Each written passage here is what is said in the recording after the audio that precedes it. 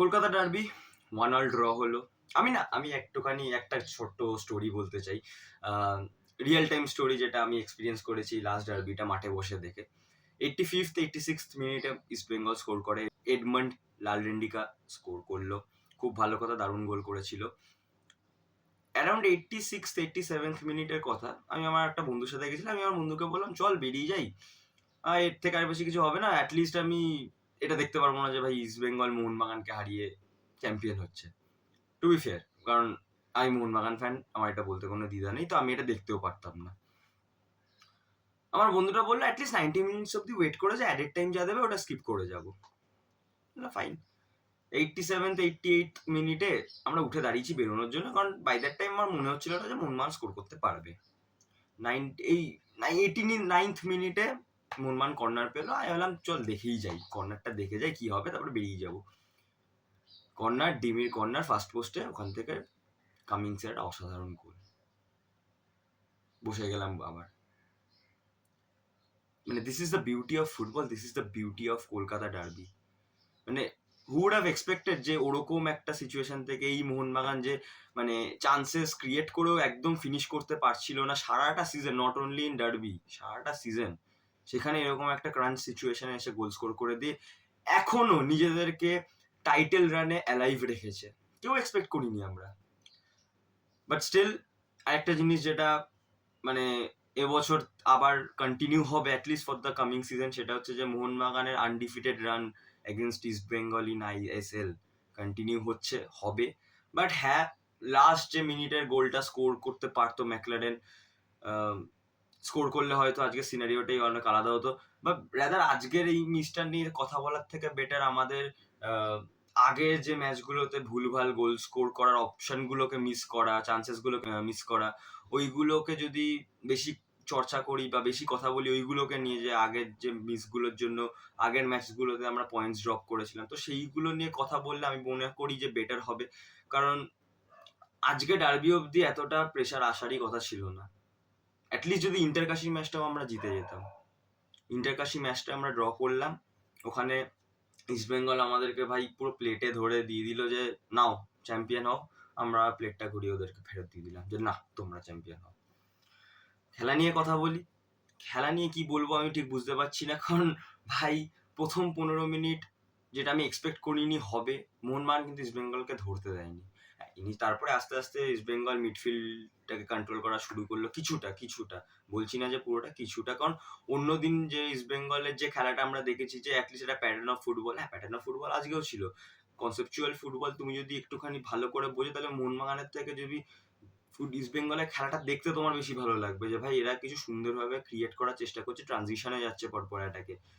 মোহনবাগানও যাচ্ছিল ট্রানজিশনে, কিন্তু মোহনবাগানে খুব ডাইরেক্ট ফুটবল করছিল, ইস্ট বেঙ্গল কিন্তু খুব ভালো মানে কি বলবো সুইচ করে ভালো মানে টাচ খেলে ওঠার চেষ্টা করছিল, তো যেটা মোহনবাগানের থেকে মিসিং ছিল পুরো সিজনে, এই সিজনে তো আজকেও সেটা হচ্ছিল। বাট স্টিল আমি বলবো মোহনবাগানও কিন্তু আজকে প্রচুর চান্সেস পেয়েছে, যেটা হয়তো কনভার্ট করতে পারলে সিনারিওটাই আলাদা হতো। তুমি জেমি ম্যাকলারেনের মিসটা বলো, মনবীরের একটা মিস, লিস্টনের একটা শট, সাহালের একটা শট ছিল, তো এই অনেক কটাই ডিসেন্ট চান্স, হাফ চান্স না, হাফের থেকে বেশি, but dissent enough chances Mohun Bagan miss করেছে। অন দ্য আদার হ্যান্ড যদি আমি ইস্ট বেঙ্গলের চান্স নিয়ে কথা বলি, হয়তো প্রথম হাফটাতে ইস্ট বেঙ্গলের থেকে মোহনবাগান, হ্যাঁ বল পজিশন মোহনবাগানই বেশি রেখেছিল, সেটাতে আসছি, বাট চান্সেস পুরো ম্যাচেসে বা পুরো ম্যাচটাতে যা যা ক্রিয়েট হয়েছে, East Bengal had better chances through out the 90 minutes or 97 minutes যতক্ষণই খেলা হয়েছে।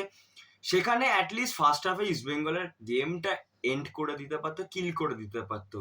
বিপিনের একটা ইজি চান্স মিস, সোয়েবার্গের একটা চান্স মিস, সোয়েবার্গের একটা শট যেটা পোস্ট হিট করে, তারপরে আরো এরকম চান্সেস পেয়েছিল যেখান থেকে ওরা চাইলে ফিনিশ করলে ফার্স্ট হাফেই খেলাটা হয়তো কিল করে দিতে পারতো, বাট ওরা করেনি। এটা ইস্ট বেঙ্গলের মানে আপকামিং যে ম্যাচটা আছে ইন্টারকাশির সাথে, যদি সেটাতে উপন্যাস কিছু হয়েছে তাহলে এটা কিন্তু ভোগাবে।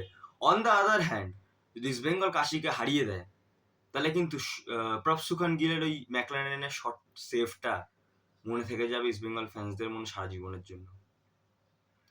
মানে ওই মোমেন্টে যদি শটটা সেভ না করতো, আজকে যদি মোহনবাগান ওই শটটার দ্বারা গোল মেরে 1-2 যদি ম্যাচটা জিতে যেত, তাহলে মানে খুব খুব আলাদা একটা সিনারিও হয়ে যেত। ভাই যাই হোক, আমি যদি ট্যাকটিক্স নিয়ে কথা বলি, মোহনবাগানের সেই ওরকমই ডাইরেক্ট ফুটবল, উইং প্লে দিয়ে ওঠো, ক্রস করো, তারপরে দেখো কি হয়, বক্সে যারা যারা আছে একই ফুটবল। ইস্ট বেঙ্গলেরও যে ট্রানজিশন করছিল, পাস খেলছিল, টাচ খেলছিল, মিডিল চ্যানেলটা ইউজ করার চেষ্টা করছিল, উইংও মোটামুটি ইউজ করছিল ওরা। তো ওরকম ভাবে যে কটা চান্সেস কাউন্টারে ক্রিয়েট করতে, বাট আমার মনে হচ্ছিল না যে ইস্ট বেঙ্গল মনে হয় আজকের ম্যাচটা বা ডার্বিটা না ড্র করার জন্যই নেমেছিল। টাইম ওয়েস্ট বলো, অনেক কিছু বোঝা যায় তো, মাঠে বসে বলো বা খেলা দেখলে বোঝা যায় তো। আমার পার্সোনালি মনে হয়েছিল East Bengal came just to earn 1 point at any cost. East Bengal মোহনবাগানকে জিততে দেবো না, এই একটা মেন্টালিটি নিয়ে নেমেছিল। রাদার আমরা জিতে আজকেই আমরা লিগটা জিতবো। যদি আজকে ওরা জিতে যেত, হ্যাঁ এডমেন্ড গোল স্কোর করেও দিয়েছিল, হয়তো ওই গোলটার দ্বারা জিতে যেতেও পারতো, বাট যেরকম চান্সেস ক্রিয়েট করেছিল ওখানে যদি আরো 2-1টা ফিনিশ করে দিত তাহলে তো সত্যি মানে শেষই হয়ে যেত ম্যাটার। বাট হ্যাঁ, স্টিল খেলার ধরন দেখে আমার পার্সোনালি মনে হয়েছে মোহনবাগানকে জিততে দেবো না এই মেন্টালিটি নিয়েই ইস্ট বেঙ্গল মাঠে নেমে, আমরা বেটার টিম, আমরা বেটার খেলে আজকেই আমরা চ্যাম্পিয়ন হবো, সেটা করার জন্য আই থিঙ্ক ইস্ট বেঙ্গল নামেনি খেলতে। লাস্ট পর্যন্ত, লাস্ট গেম উইক অব্দি ম্যাটারটা গেল। অ্যান্ড দেবব্রত সরকার স্যারের একটা খুব ফেমাস কোট ছিল 4-5টা ম্যাচ আগে, যে মোহনবাগানকে মেরে চ্যাম্পিয়ন হবো, সেটা হওয়া হলো না। মোহনবাগান এখন আনডিফিটেড আছে against east Bengal in ISL. So অনেক কিছু হতে পারতো যদি ডার্বিটা মোহনবাগান বা ইস্ট বেঙ্গল জিতে যেত। মানে কেউ যদি জিতে যেত, একটা রেজাল্ট আসতো, তাহলে কিন্তু অনেক শোরগোল মেচে যেত বেঙ্গল ফুটবলে, বাংলাতে পুরো। বাট আলটিমেটলি ম্যাচটা ড্র হয়। কিন্তু হ্যাঁ, অনেক বছর পর একটা কম্পিটিটিভ ডার্বি দেখলাম, যে দুটো টিমই ট্রাই হার্ড করছে, জিততেই হবে। মোহনবাগানকে তো করতেই হতো, না হলে ভাই অসুবিধায় পড়ে যেত। Unfortunately as the Mohun Bagan fan আমরা কিন্তু যে জিনিসটার জন্য আমরা মাঠে নেমেছিলাম, খেলতে নেমেছিলাম, 3টে পয়েন্ট, সেটা আমরা আর্ন করতে পারিনি। অ্যান্ড কারেন্ট সিচুয়েশনে ইস্ট বেঙ্গল অনেকটা এগিয়ে রইল, 5 জিডি এক্সট্রা বেশি নিয়ে ওরা লাস্ট গেম উইকে লাস্ট ম্যাচটা খেলতে নামবে। জাস্ট জিততে হবে ওদেরকে, মানে ড্র যাতে না করে, যাতে না হারে, 1 গোল হলেও জিততে হবে। আর মোহনবাগানকে যদি মানে জিততে হয় লিগটা, ম্যাচটা তো জিততেই হবে। ইস্ট বেঙ্গলের ম্যাচের ওপর চোখ রাখতে হবে, ওই রেজাল্টটা কি হতে চলেছে। আর যদি মোহনবাগানকে নিজের দমে জিততে হয়, তাহলে ইস্ট বেঙ্গল মানে যতগুলো গোল স্কোর করবে কাশির এগেনস্টে, বা যদি করে ম্যাচটা জিতে যায় ওরা ওটা করে, ওর অত অ্যামাউন্ট অফ গোল তো স্কোর করতে হবে মোহনবাগানকে, প্লাস আরো এক্সট্রা 5 গোল স্কোর করতে হবে, কারণ মোহনবাগানের থেকে ইস্ট বেঙ্গলের 5 জিডি বেশি। সো এটাই হচ্ছে কনটেক্সট। লাস্ট গেম উইকে এনিথিং ক্যান হ্যাপেন, বাট কামিংসের এই গোলটা আমাদেরকে সামহাউ এখনো টাইটেল রেসে বাঁচিয়ে রেখেছে। দেখা যাক কি হয়, ফিঙ্গার্স আর ক্রসড। বাট হ্যাঁ, ইস্ট বেঙ্গলের অনেক বেশি আপার হ্যান্ড আছে, এবছরটা মেবি ইস্ট বেঙ্গল জিতে যাবে। 22 বছর পর ইস্ট বেঙ্গল নিজের ফাড়া কাটিয়ে মানে সর্বভারতীয় লিগ জিততে চলেছে বা জিতবে। তো সেটার জন্য সব ইস্ট বেঙ্গল ফ্যান্সরাই খুব ইগারলি ওয়েট করছে। একটা জেনারেশন পাস হয়ে গেছে যেখানে ফ্যান্সরা নিজেদের টিমকে, নিজের ফেভারিট টিমকে ফার্স্ট ডিভিশন লিগ জিততে দেখেনি। তো একটা লং ওয়েট যেটা ওভার হতে চলেছে 21 তারিখে, তো বা হতে পারে 21 তারিখে। তো দেখা যাক কি হয়। It's a game of football, anything can happen, আমি আবারও বলছি। আর এই ডার্বিটা দেখে তো আমি আরো বেশি এই স্টেটমেন্টটা বিশ্বাস করি।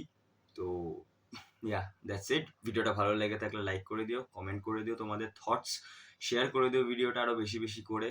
আর please do subscribe my channel. দেখা হবে খুব শীঘ্রই একটা নতুন ভিডিওতে। Good by.